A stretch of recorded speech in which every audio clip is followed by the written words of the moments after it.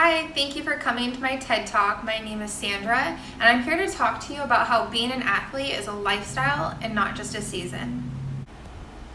I miss the camaraderie of soccer, I miss the competition, and I miss the butterflies that I used to get before a match. I miss the adrenaline rush after a big victory and sometimes even loss. I miss the atmosphere of a Big East championship, and I miss going to the NCAA tournament. This picture here was taken in 2013 when I went to the NCAA with my teammates and we were playing against Arkansas. That was the biggest adrenaline rush, but also the biggest failure and the biggest learning lesson that I can take away. Growing up in a small town, rolling in mud, kicking soccer balls and throwing softballs, spiking volleyballs and running around tracks, I never ever would have thought that it would get me to where I was in this picture and to where I am now. Let me rewind a little bit. High school was no easy task for me, and that wasn't because the schoolwork was hard, it was because I just didn't care. I was distracted and not taking my schoolwork seriously. At times, I was even disrespectful to teachers. That was until my friend Chris Finley challenged me in biology class to see who would get the highest grade. I like a challenge, so I agreed. And that was the defining point in my sophomore year of high school that I actually took a class seriously and became addicted to always being the best in class. It was also that time that schools were reaching out to me, recruiting me for soccer. My GPA was well under a 3.0 at the time, but by the time I graduated high school, I had a 3.5. The U.S. Department of Education reported that high school athletes were actually more likely than non-athletes to attend and receive degrees. I would soon become part of that statistic.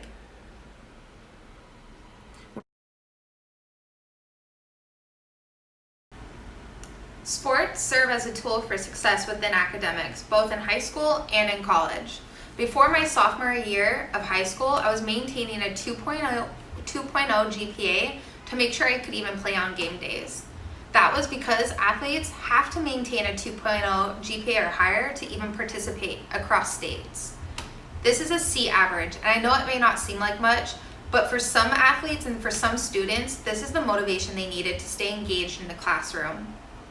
Passing is a grade D, and you don't see those stipulations for GPAs for non-athletes in school.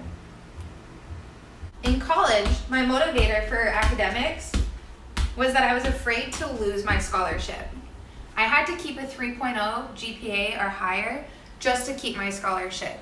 I'm happy to say I had a 3.5 GPA and made Dean's List every year. However, that's not the case for all the students. We had mandatory study hall hours, we had mandatory tutors, and then we also had community services.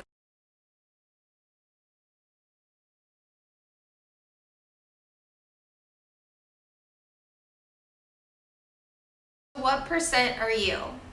86% of college athletes will graduate. 82% of college athletes will get a job after graduation compared to 78% of non-athletes. That's a big percentage. So I want to jump into you win, you lose, you practice in hard sessions both mentally and physically, you strategize, and you work towards a common goal, which is success. That is what sports is, and that's also what your job is. That is what your career is going to be, and that's what life is. To be a master at anything, Malcolm Gladwell says that you have to practice whatever it is at least 10,000 hours. Now I've done the math, and I've trained over 10,000 hours alone in just soccer. That's 10,000 hours of preparing me for the world after sports as well.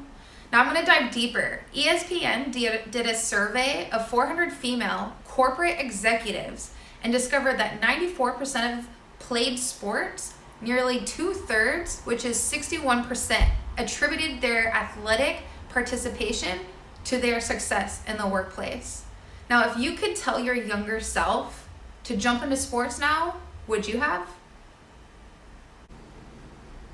So I've covered why sports serve as an academic tool for success for both high school and for college. And I've also covered why sports prepare you for the real world and for the job that you want to land next. Now, the most important part of this whole speech comes down to this: your happiness. Are you happy? Are athletes happy after graduation? The answer is yes. In the NCAA survey from former college athletes, we found to be more likely than non-college athletes to be thriving in 4 of the 5 well-being elements, which were purpose, social, community, and physical. In the community aspect of well-being, the majority of former college athletes, 54%, were found to be thriving compared to the 45% of non-athletes. Now, this could be due to community service as an undergraduate being mandatory, not necessarily for all students, but student athletes, it was.